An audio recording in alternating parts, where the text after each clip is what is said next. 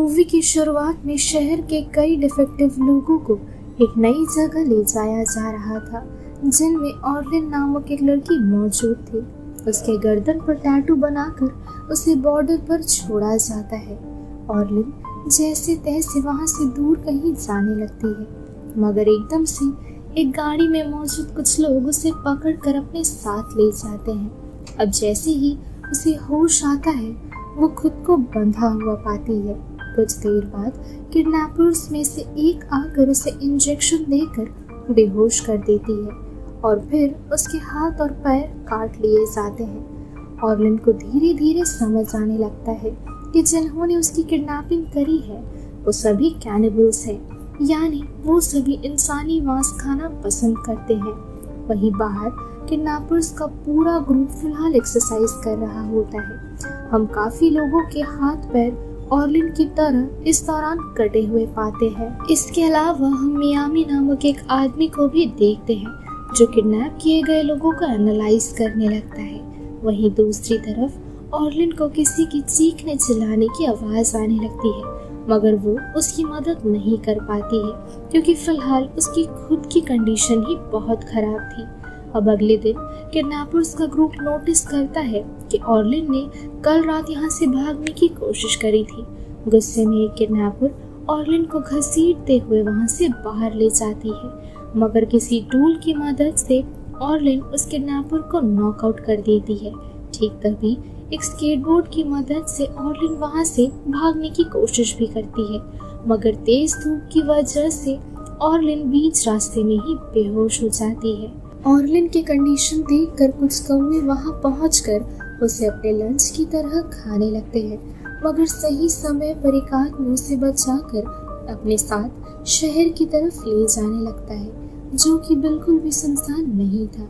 अब यहाँ से 5 महीने बाद का सीन दिखाया जाता है। ऑर्लिन ने प्रोस्थेटिक पैर लगवा लिए थे और उस घटना को भुलाकर वो एक आम जिंदगी जीना चाहती थी। वहीं इधर मियामी अपनी बेटी की तस्वीर बना रहा होता है। ठीक तभी एक महिला उससे रिक्वेस्ट करती है कि इस तरह से उसे और तड़पाया ना जाए, क्योंकि वो ये सारी चीजें सहन नहीं कर पा रही है। वो मियामी के सामने काफी रोती भी है।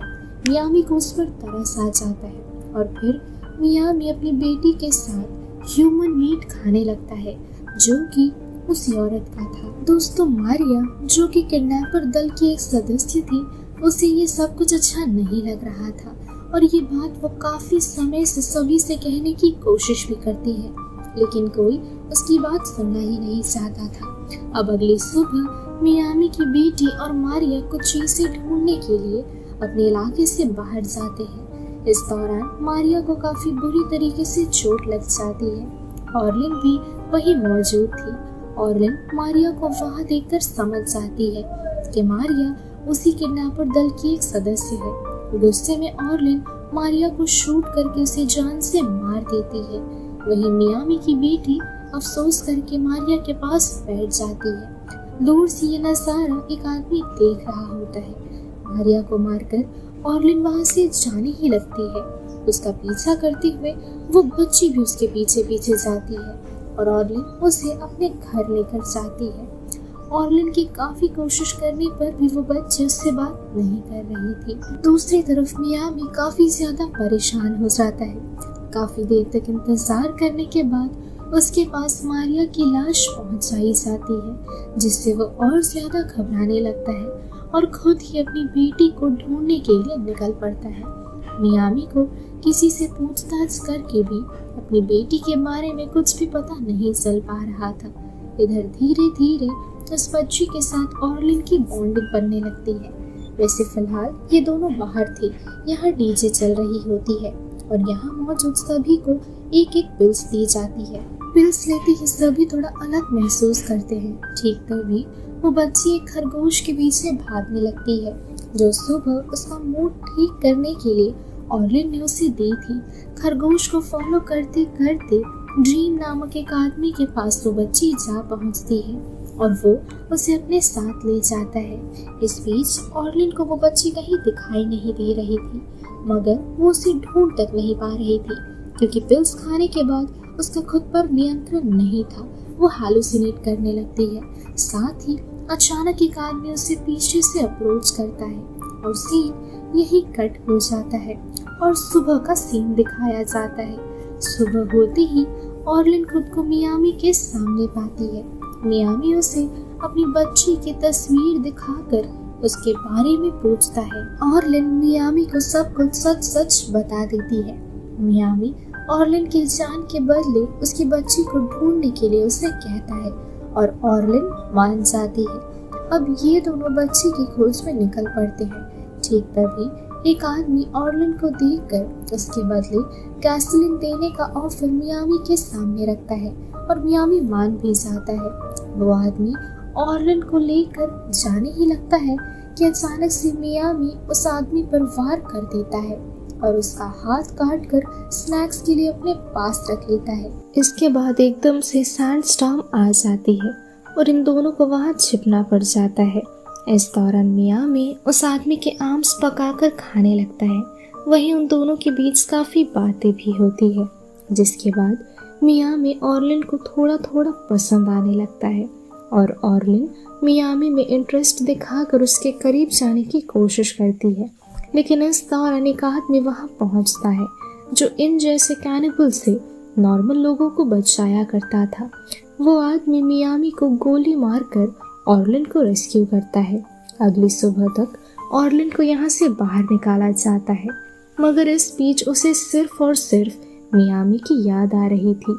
जाते जाते ऑर्लिन को मियामी की नोटपैड मिलती है जिस पर वो अपनी ड्राइंग्स किया करता था।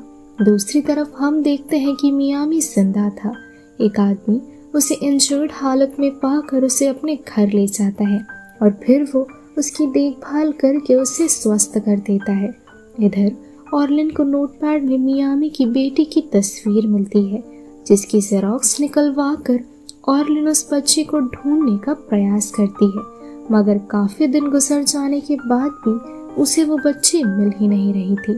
ऑर्लिन होप छोड़ चुकी थी, मगर तब भी उसे एक प्रेग्नेंट महिला के साथ मियामी की बेटी दिखती है, जो फिलहाल ड्रीम नामक आदमी के मेंशन में बड़े ही मस्त और आम बच्चों की तरह से रह रही थी। बच्ची का पीछा करके ऑर्लिन ड्रीम मेंशन में पहुंचती है। वो मियामी की बच्ची को निकालने की पूरी कोशिश करती है, ड्रीम को समझाकर उसे सौदा करके, मगर इससे कोई भी फायदा नहीं हो रहा था। इसलिए आखिर में ऑर्लिन वहां मौजूद एक प्रेग्नेंट लेडी के सर पर बंदूक तानकर उस बच्ची को वापस लौटाने के लिए कहती है और फिर ड्रीम उसे वो बच्ची लौटा देता है। प्रेग्नेंट औरत के सर पर बंदूक रखते ही वो मेंशन से बाहर बड़ी ही आसानी से निकल पाती है और उस बच्ची को सेफली वहां से दूर लेकर जाती है। अब अचानक बीच रास्ते में उनकी मुलाकात मियामी से होती है, जो कि अब पूरी तरीके से ठीक था। मियामी को देख उसकी बेटी और ऑर्लिन काफी ज्यादा खुश हो जाती है। वहीं उन दोनों को देखकर मियामी भी बेहद खुश था।